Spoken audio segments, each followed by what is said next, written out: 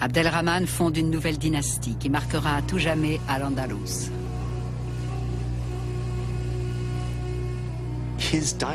Sous cette dynastie, l'Espagne a bénéficié de l'autorité d'un pouvoir stable durant des siècles.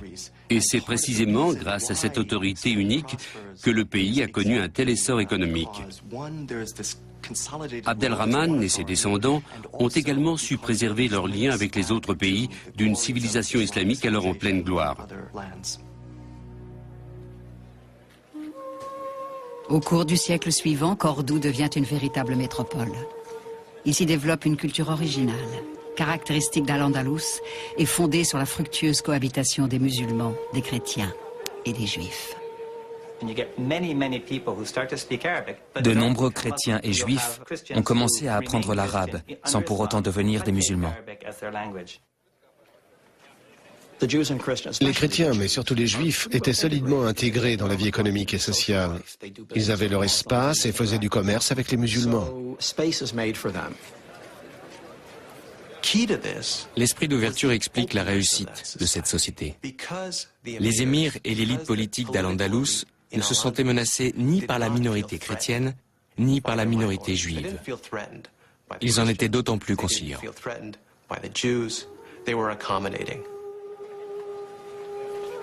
Le dynamisme d'Al-Andalus attire. Cet ancien et modeste avant-poste de l'Empire islamique en Occident devient un centre de commerce animé. Des bateaux vikings de la mer du Nord, tout comme des commerçants de Bagdad, la nouvelle capitale de l'islam, apportent une multitude de produits nouveaux à Cordoue et encouragent de nouveaux habitants à s'y installer. L'un d'eux s'appelle Ziryab. Il a quitté la ville cosmopolite de Bagdad pour le pays lointain d'Al-Andalus. Le public de Cordoue réserve un accueil chaleureux à ce musicien célèbre dans sa patrie.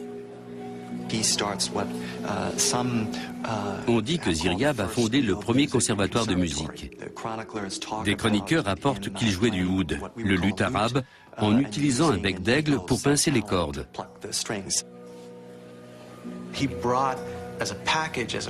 Il a introduit les derniers modes de l'Orient à Cordoue. Pas seulement un nouveau style musical, mais une façon de se comporter. Il a été en quelque sorte le lanceur de nombreuses tendances. Il a révolutionné la cuisine, les coiffures, les manières de l'aristocratie. La classe dirigeante d'Al-Andalus n'attendait que ça. Jusque-là, ses membres étaient considérés comme les rustres du monde islamique qui vivaient quelque part en Occident, loin du centre du pouvoir et de l'érudition musulmane. Ziryab est un symbole du raffinement de la vie à une époque d'importantes découvertes scientifiques et technologiques.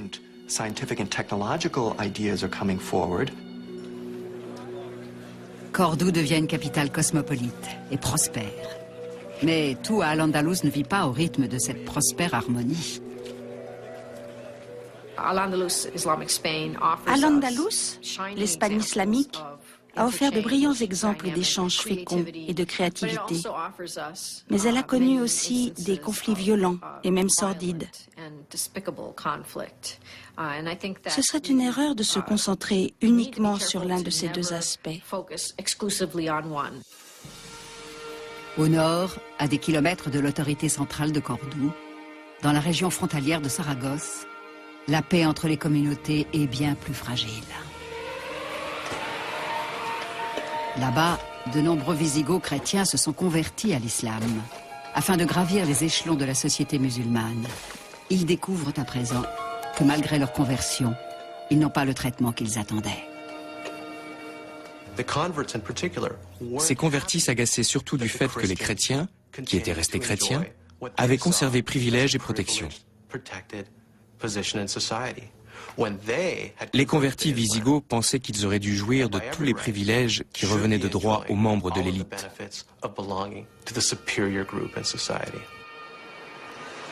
Les autorités de Cordoue doivent mettre sur pied une armée quand les convertis se révoltent dans le nord.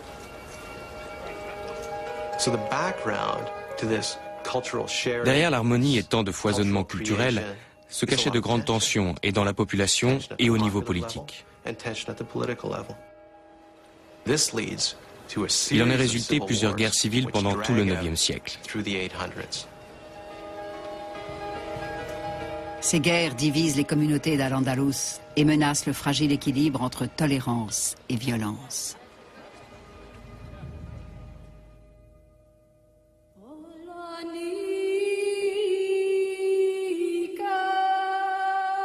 Vers 900, le royaume islamique est bien enraciné dans la péninsule.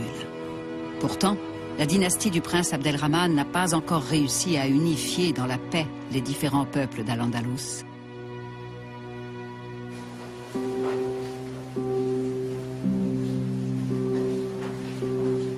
Ce n'est qu'en 912 que son neveu, Abdelrahman III, a raison des troubles. S'ouvre alors une ère de paix et de prospérité pour toutes les communautés. Il a combiné brillamment fermeté et conciliation. D'une main de fer, il a réussi à mettre sur pied un programme que toutes les classes de la société ont accepté. Sous son règne, la péninsule islamique vit sa période la plus glorieuse. Abdelrahman III mate les forces rivales dans le pays, mais aussi à l'étranger. Au Xe siècle, le monde islamique est en effet composé de califats rivaux entre Orient et Afrique du Nord. C'est dans ce contexte qu'en 929, Abdelrahman III s'affranchit de l'autorité politique et religieuse de Bagdad et déclare Al-Andalus royaume indépendant. Cordoue devient la capitale de son califat. Lui-même se proclame calife et successeur légitime du prophète Mahomet. Abdelrahman III a été le premier calife à déclarer ouvertement qu'il était la seule autorité légitime dans tout le monde islamique. Cela démontre la grande confiance qui régnait alors en Al-Andalus. C'est précisément cette ambition proclamée qui l'a conduit à consacrer des fortunes à un monumental programme de construction et de développement des infrastructures, ouvrant ainsi la voie à une ère d'expansion économique prodigieuse. Ce palais grandiose, Madinat al-Zahra, est un vrai paradis pour le calife et ses nombreux visiteurs. On n'a jamais l'impression de passer de l'extérieur à l'intérieur du palais. Toutes les pièces s'ouvrent sur des jardins. C'est conçu de telle sorte que lorsqu'on est dans un espace, on est en permanence conscient de l'espace d'à côté. Le palais des fils des Omeyyades était exquis à tous égards. Quant à leur califat, il l'était plus encore. Madinat al-Zahra arborait fièrement ses splendides navires. Les pièces du palais sont décorées d'œuvres précieuses, offertes au calife par des ambassadeurs du monde entier. Quand des chrétiens visitaient des palais islamiques, comme celui de Madinat al-Zahra, ils étaient subjugués. Leurs propres châteaux étaient froids et sombres, et sans eau courante. À Madinat al-Zahra, ils étaient accueillis dans un jardin ensoleillé, où il faisait chaud alors que les pièces gardaient une agréable fraîcheur. De l'eau coulait des fontaines et des bassins, les rossignols chantaient dans les arbres, on se parfumait, l'air embaumait. Lorsque le calife recevait des ambassadeurs dans son palais près de Cordoue, on leur servait des sorbets préparés avec de la glace apportée des montagnes de la Sierra Nevada. C'était un luxe inouï. Abdelrahman III n'accueille pas seulement des ambassadeurs de puissances étrangères. Il envoie lui-même dans le monde entier des émissaires, parmi lesquels des chrétiens et des juifs.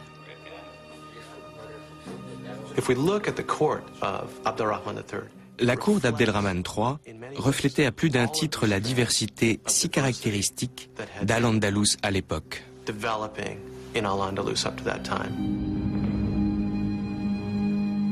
En 955, il envoie son secrétaire, l'évêque Resemund, en mission diplomatique à la cour de l'empereur